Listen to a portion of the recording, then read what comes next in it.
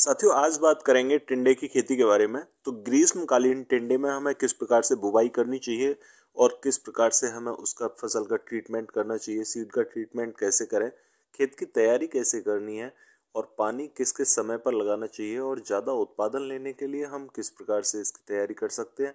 हमें मचान किस प्रकार से लगाना चाहिए अगर मचान लगाने की ज़रूरत है, अगर ज़रूरत नहीं है, या हम ऐसे खेत की तैयारी कैसे करें जो कि मचान लगाने की हमें ज़रूरत ना पड़े। साथियों, इस वीडियो में हम ये भी जानेंगे कि खेत का पीएच हमें बैलेंस कैसे करना चाहिए और खेत को हम सही कैसे कर सकते हैं ताकि कम लागत में हमारी फसल अच्छा उत्पादन दे सके। साथियों, आज की वीडियो में हम खाद की मात्रा के बारे में भी जानेंगे कि हमें खाद कितना और किस समय पर लगाना चाहिए। तो आइए शुरुआत करते हैं इस वीडियो की।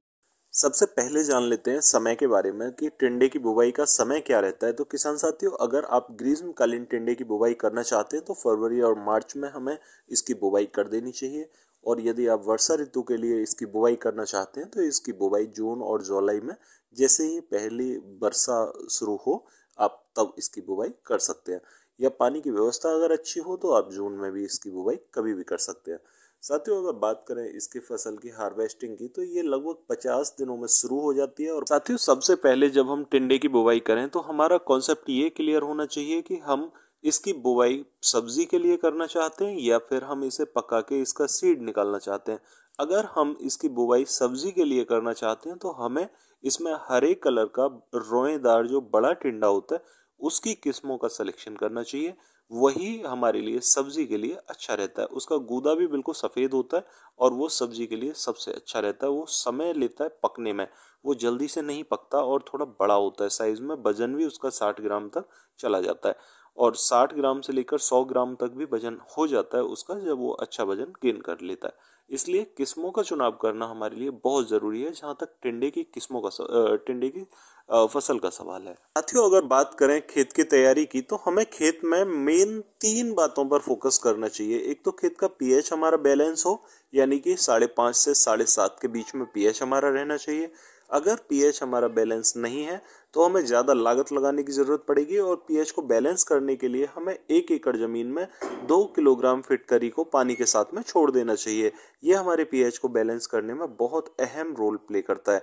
और साथियों, अगर हमारे खेत में अच्छी गोबर की खाद नहीं पड़ी है तो हमें फिर यहाँ पर 10 से 15 किलोग्राम सरसों की खली प्रति एकड़ जमीन में अपने खेत की पलेवा करते समय डाल देनी चाहिए। वो हमारे लिए बहुत उपयोगी सिद्ध होती है। साथियों, खेतों में जिंक सल्फेट यानी कि जस्ते की कमी चल रही है तो हमें 10 से 12 किलोग्राम जिंक सल्फेट खेत की जुताई करने से पहले डाल देना चाहिए और उसे अच्छे प्रकार से फिर जुताई करके खेत की तैयारी करनी चाहिए। यदि हम ये 3 नियम कर लेते हैं तो हमारी मिट्टी बहुत उपयोगी होगी। साथियों, अब बात करेंगे किस्मों की। तो टिंडे की मुख्य किस्में कौन कौन सी हैं जिनका हमें चुनाव करना चाहिए। तो पंजाब टिंडा 1 के नाम से जो किस्म है ये लगभग 54 दिनों में तुड़ाई के लिए तैयार हो जाती है, और जो 60 ग्राम वजन तक का टिंडा इसका तैयार होता है वो रोएदार होता है, हरा होता है, सब्जी के लिए बहुत अच्छा है।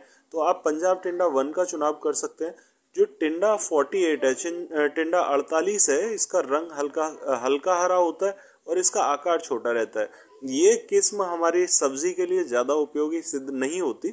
और आरका टिंडा, अन्ना मलाई टिंडा, स्वाति टिंडा, ये मुख्य किस्में जो हैं ये अच्छी हैं। इनमें से आप किसी भी किस्म का चुनाव कर सकते हैं। तो अगर आप इन किस्मों में से जो आपके क्षेत्र में अवेलेबल हो उनका चुनाव करते हैं तो वो आपके लिए बहुत अच्छा होगा।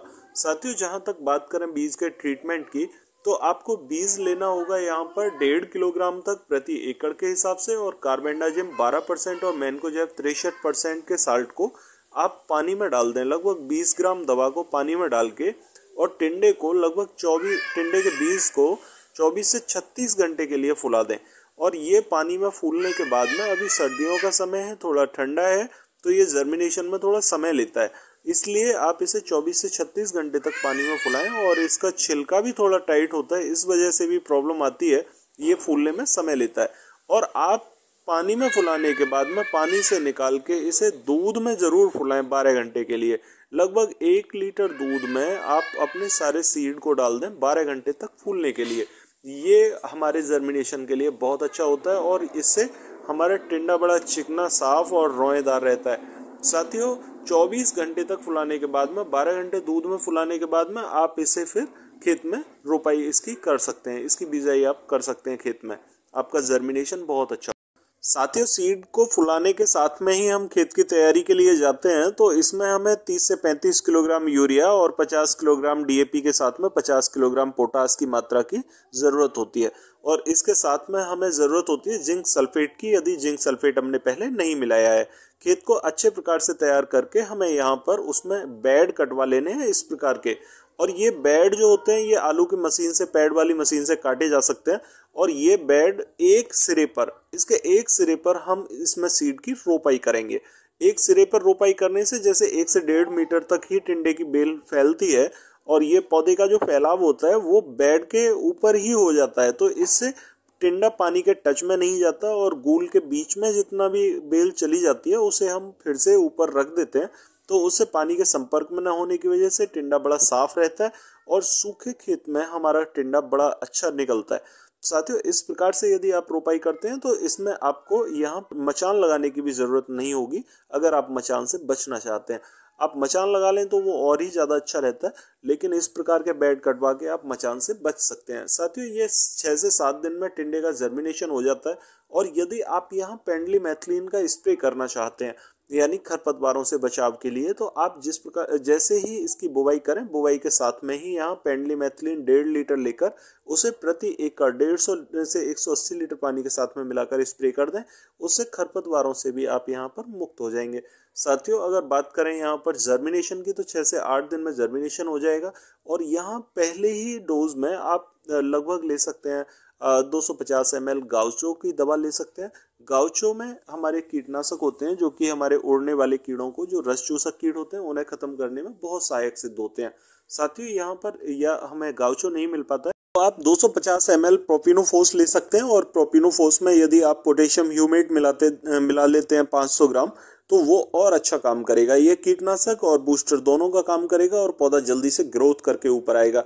साथियों, यदि इस प्रकार के यहाँ पर आपको जर्म्स देखने को मिलते हैं, तो इन जर्म्स को खत्म करने के लिए आप लगभग 250 ml लैम्डा ले लें। और ये इस प्रकार के मकड़ी और कीट जो होते हैं उन्हें खत्म करने के लिए बहुत अच्छा साल्ट है। 250 ml लैम्डा में आप 500 ग्राम ह्यूमिक एसिड मिलाकर स्प्रे कर सकते हैं। ये आप 6 से 8 दिन के अंदर अंदर बहुत ज़रूर कर लें। ये पहले रोग हैं और ये पौधे को बहुत नुकसान पहुंचाते हैं। यदि हम यहाँ पर रोकथाम कर लेते हैं तो पौधा बहुत जल्दी से ग्रोथ करता है।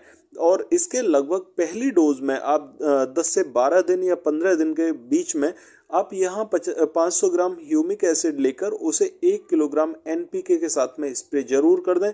ये साल्ट आप यदि 1 एकड़ ज़मीन में 150 लीटर पानी के साथ मिलाकर लगा देते हैं तो आपका पौधा बहुत तेज़ी से ग्रोथ करेगा। साथियों, यहाँ पर इस प्रकार के फंगस जनित रोग अगर आपको पौधे में देखने को मिलते हैं, यानी कि पौधा आपका इस प्रकार से हो रहा है, तो यहाँ कार्बेंडाजिम 12% और मैनकोजेब 63% 500 ग्राम दवा ले लें और उसे 180 लीटर पानी में मिलाकर आप स्प्रे कर दें। साथियों, आपकी फसल जैसे ही 40 दिन की होती है तो इसमें फूल छिटकने लगता है। और फूल छिटकने की स्टेज में आप यहाँ पर फूल को देखें कि यदि फूल छिटक रहा है, यानी टूट के गिर रहा है और फल कम बन रहा है, तो यहाँ पर आपको बोरॉन का स्प्रे करना होगा। बोरॉन यहाँ बहुत ज़बरदस्त काम करता है। साथियों, यहाँ पर बोरॉन 20% में आप ले लें लगभग 250 ग्राम। और यहाँ पर एनपीके ले सकते हैं 05234। 05234 1 किलोग्राम को आप 250 ग्राम बोरॉन के साथ में मिला के 180 लीटर पानी के साथ में स्प्रे कर दें। साथियों, इस प्रकार से आप टिंडे का बहुत अच्छा उत्पादन ले पाएंगे। तो मिलते हैं फिर अगली वीडियो में, तब तक के लिए नमस्कार किसान साथियों।